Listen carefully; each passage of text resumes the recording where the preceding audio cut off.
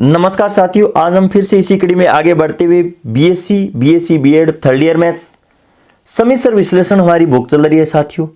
और इस बुक में से सेकंड ग्रेड और फर्स्ट ग्रेड के अंदर भी मैथ्स के जो क्वेश्चन है वो पुटअप होने की सबसे ज़्यादा प्रबल संभावना रहती है साथियों। और आज का जो हमारा टॉपिक है वो क्या है, समीसर संख्याओं पर मूलभूत बीजीय संक्रियाएं, basic algebraic operation on complex number.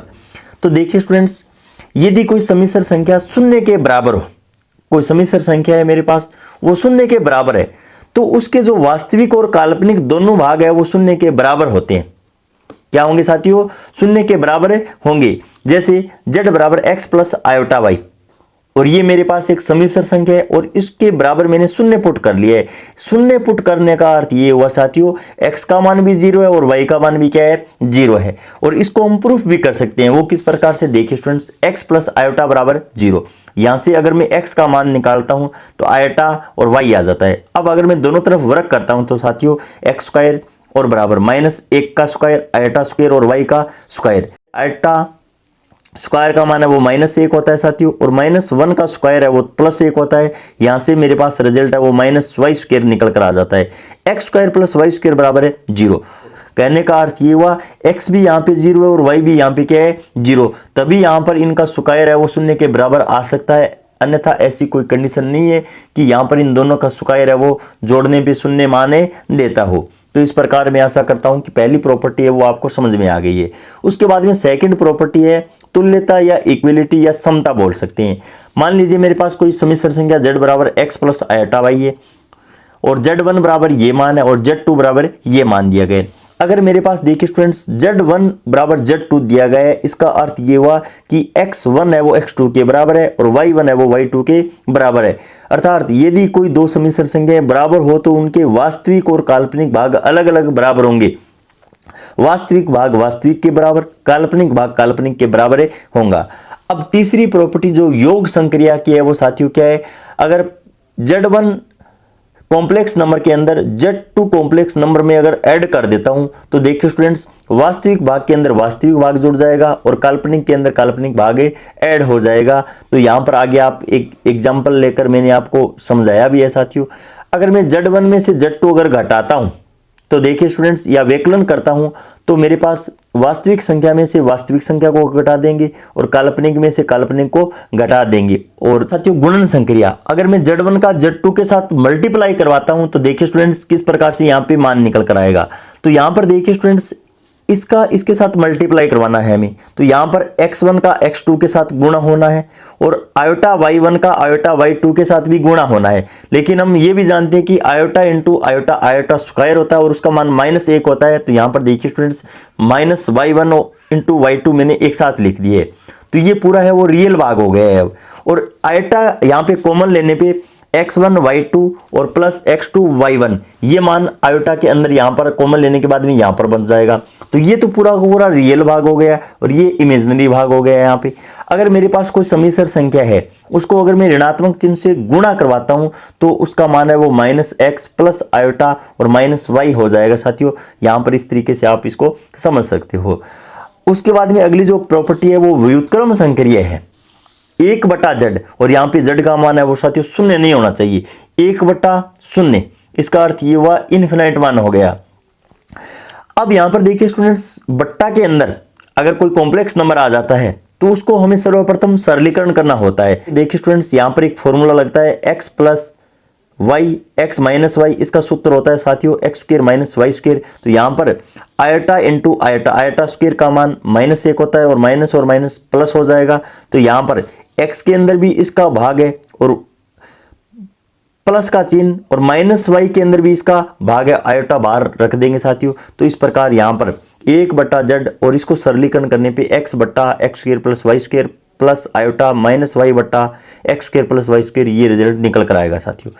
अब उसके बाद में अगर एक समीसर संख्या ऊपर है और एक समीसर संख्या मेरे पास नीचे है और यहाँ पर z का मान है वो शून्य नहीं होना चाहिए, तो देखिए स्टूडेंट्स वही काम, अगर नीचे यहाँ पर हर के अंदर कोई कॉम्प्लेक्स नंबर आ जाता है उसको हटाने के लिए यहाँ पर कॉन्जुगेट से गुणा करवाना होता है। तो देखिए students, x2 minus iota y2 बट्टा x2 माइनस आयोटा y2 जो नीचे मान दिया गया है, तो यहाँ पर केवल और केवल प्लस चिन्ह की जगह माइनस चिन्ह लिखकर यहाँ पर ऊपर नीचे गुणा करवाना होगा।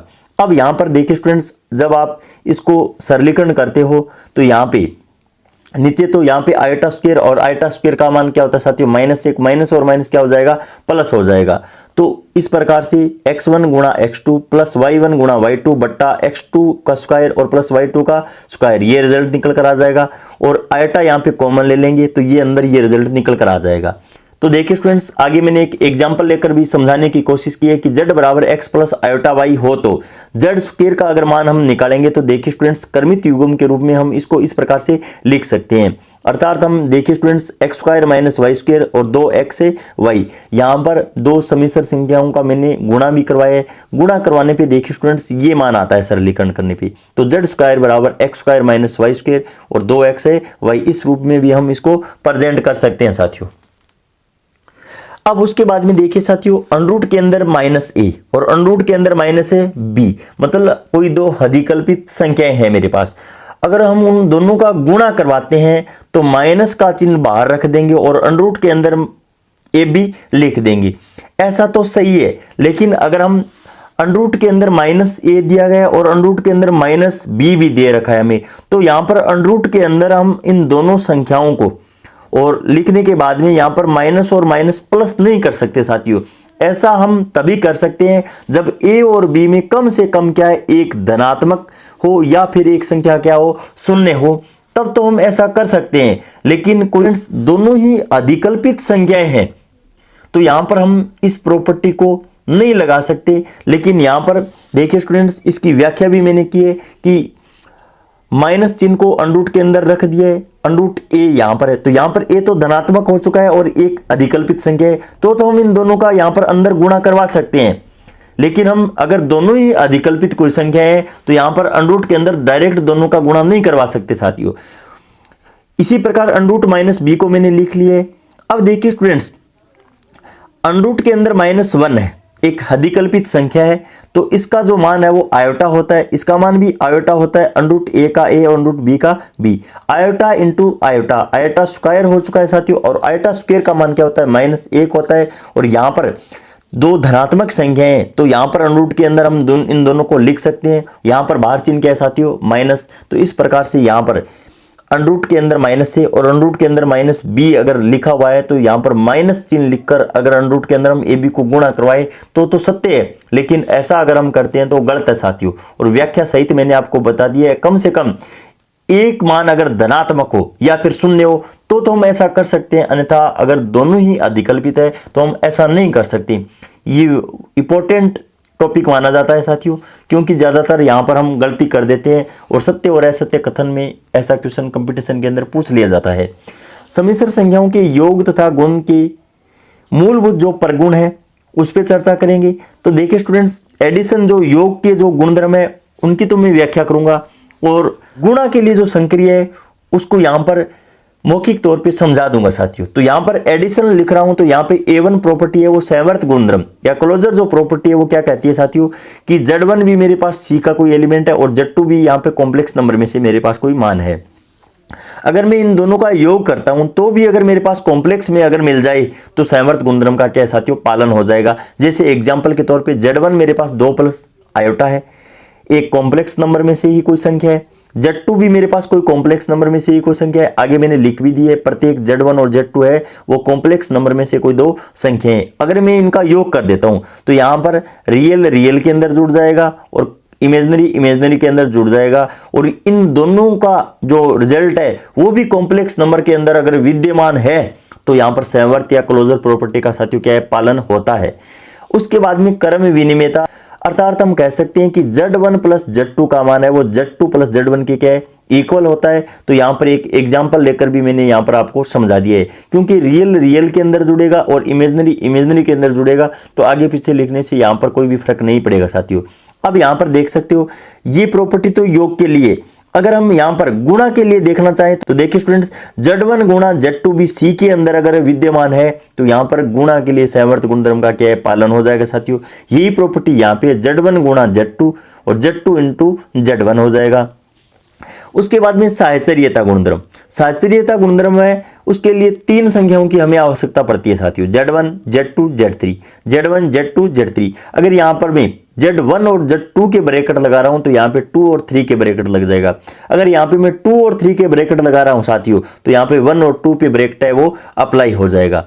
इस प्रकार यहाँ पर समिश्र संख्याओं के अंदर सहचर्यता गुणधर्म का भी क्या होता है, पालन होता है। अगर यहाँ पर गुणा के लिए देखना चाहें तो Z1, Z2, Z3 हो जाएगा, गुणा के अंदर लिख देंगे यहाँ पे Z1, Z2, Z3। वही काम यहाँ पे Z1 और Z2 के ब्रैकेट लगा देंगे, यहाँ पे Z2 और Z3 के ब्रैकेट लगा देंगे।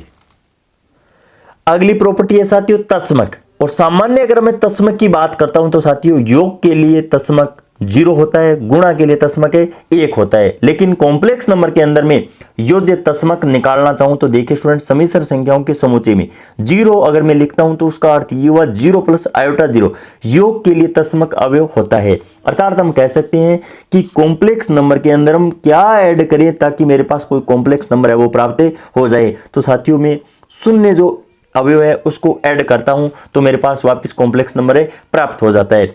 अगर मैं योज्य प्रतिलोम निकालना चाहूं तो देखिए स्टूडेंट्स, z के अंदर में क्या ऐड करूं ताकि मेरे पास योज्य तत्समक प्राप्त हो जाए। अर्थात हम कह सकते हैं कि माइनस z हम यहां पर ऐड कर दें तो यहां पर z प्लस और माइनस z तो यहां पर कैंसिल होकर शून्य प्राप्त हो जाएगा। अर्थात हम कह सकते हैं कि माइनस z के अंदर हम क्या ऐड करें कि ताकि मेरे पास शून्य एलिमेंट है वो प्राप्त हो जाए, तो माइनस z के अंदर प्लस z ऐड कर देंगे।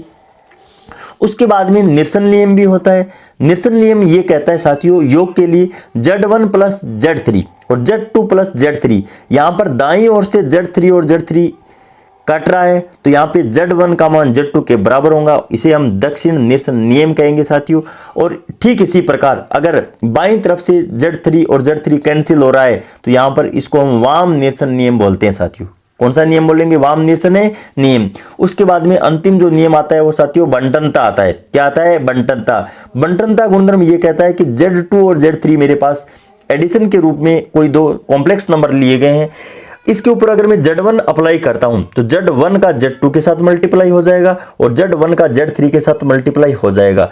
अगर यहां पे बाईं ओर से Z1 का गुणा हो रहा है तो उसको वाम बंटनता करेंगे, उसे हम वाम बंटनता कहेंगे। अगर यहाँ पे Z जो 1 है वो दाईं ओर से अप्लाई हो रहा है तो देखिए स्टूडेंट्स Z2 इंटू Z1 लिखा जाएगा, Z3 इंटू Z1 लिखा जाएगा, इसे दक्षिण बंटनता हमें कहेंगे। उसके बाद में अगला जो टॉपिक है वो साथियों समिश्र संयुग्मी या कॉम्प्लेक्स कॉन्जुगेट, और इसका जो संकेत होता है वो साथियों Z का बार होता है। दो समिश्र संख्याएं संयुग्मी कहलाती है यदि उसके वास्तविक भाग समान हो और काल्पनिक भाग समान किंतु विपरीत चिन्ह के हो तो इसे हम समिश्र संयुग्मी कहते हैं। देखिए स्टूडेंट्स, Z बराबर x प्लस आयोटा वाई और Z बार बराबर x माइनस आयोटा वाई हो जाएगा साथियों। इसको हम एक एग्जाम्पल की सहायता से समझते हैं। Z बराबर अगर 3 और माइनस 5 अगर मेरे पास दिया गया मान तो इसको मैं 3 माइनस 5 आयोटा लिख सकता हूँ और इसका जो कॉन्जुगेट आएगा वो Z का बार, अर्थात हम कह सकते हैं जो मेरे पास काल्पनिक संख्या है उसके आगे हम चिन्ह है वो विपरीत कर देंगे तो 3 और 5 हो जाएगा। और इसको अगर मैं समिश्र संख्या के रूप में लिखना चाहूँ तो 3 प्लस 5 आयोटा हो जाएगा। ये मेरे पास रियल एक्सेस है और ये इमेजिनरी एक्सेस है साथियों। अब देखिए स्टूडेंट्स, इस 2D समतल के अंदर Z बराबर x, y अर्थात x प्लस आयोटा y मेरे पास एक कोई बिंदु है जो, तो यहाँ पर देखिए स्टूडेंट्स जो x एक्स की धन दिशा के साथ थीटा एंगल बना रहा है और विपरीत दिशा के अंदर माइनस थीटा एंगल बना रहा है। Z बार बराबर अगर हम कोई बिंदु प्राप्त करना चाहें तो देखिए स्टूडेंट्स x और माइनस वाई और बराबर x माइनस आयोटा वाई, तो हम कह सकते हैं कि समिश्र संख्या अगर मेरे पास कोई कॉम्प्लेक्स नंबर प्रथम क्वाड्रेंट के अंदर है तो उसका जो संयुग्मी है वो चौथे क्वाड्रेंट के अंदर मिलेगा साथियों। ऐसा क्वेश्चन भी कंपटीशन के अंदर पूछा जा सकता है कि कोई समिश्र संख्या प्रथम क्वाड्रेंट के अंदर आपको दी गई है तो उसका जो कॉन्जुगेट है वो कौन से क्वाड्रेंट के अंदर मिलेगा, तो यहाँ पर चतुर्थ क्वाड्रेंट के अंदर है वो मिलेगा साथियों। Z बराबर 2 प्लस आयोटा है तो Z का जो बार है वो क्या होगा साथियों 2 माइनस आयोटा होगा। अगर Z बराबर 3 हो तो Z का जो बार है वो क्या होगा साथियों 3 ही होने वाला है, क्योंकि यहाँ पे रियल पार्ट हमें दिया गया है। फलतः हम कह सकते हैं कि प्रत्येक विशुद्ध वास्तविक संख्या की संयुग्मी वह संख्या स्वयं होती है। अगर Z बराबर 2 आयोटा है तो अगर हम Z का बार निकालें तो देखिए स्टूडेंट्स -2 आयोटा हो जाएगा। क्या है? -2 आयोटा हो जाएगा प्रत्येक विशुद्ध काल्पनिक संख्या की संयुग्मी उसकी क्या होती है, ऋण संख्या होती है। उसके बाद में अगला जो टॉपिक है वो साथियों समिश्र का मापांक या modulus of a complex number. z बराबर x प्लस आयोटा y है, तो z का जो मॉडुलस है वो साथियों क्या होगा, अंडरूट के अंदर एक्स स्क्वायर प्लस ए वाई स्क्वायर, अर्थात हम कह सकते हैं कि z का मापांक बराबर रियल z का स्क्वायर और इमेजिनरी z का स्क्वायर। एग्जाम्पल के तौर पे हम समझना चाहें तो 3 माइनस 4 आयोटा, इसका अगर मॉडुलस निकाले तो देखिए स्टूडेंट्स 3 का स्क्वायर और 4 का स्क्वायर, अर्थात 9 प्लस 16 अर्थात 5 मान है वो निकल कर आ जाएगा। अगर 5 का मॉडुलस निकाले तो यहाँ पे हमें रियल नंबर दिया गया है, तो यहाँ पे स्वयं वह संख्या ही हो जाएगी साथियों, 5 ही हो जाएगा। ऐसी हमने यहाँ पर थोड़ी पढ़ी है साथियों, विशुद्ध वास्तविक संख्या की संयुग्मी वह स्वयं में होती है। अब यहाँ पर -2 आयोटा, इसका अगर मॉडुलस हम निकालें तो देखिए स्टूडेंट्स अंडरूट के अंदर 0 का स्क्वायर और प्लस -2 का स्क्वायर, तो यहाँ पे रिजल्ट है वो 2 निकल कर आ चुका है साथियों। अगले वीडियो के अंदर हम इसी कड़ी में इस चैप्टर को आगे बढ़ाते हुए अध्ययन करेंगे साथियों। इन्हीं शब्दों के साथ जय हिंद जय भारत।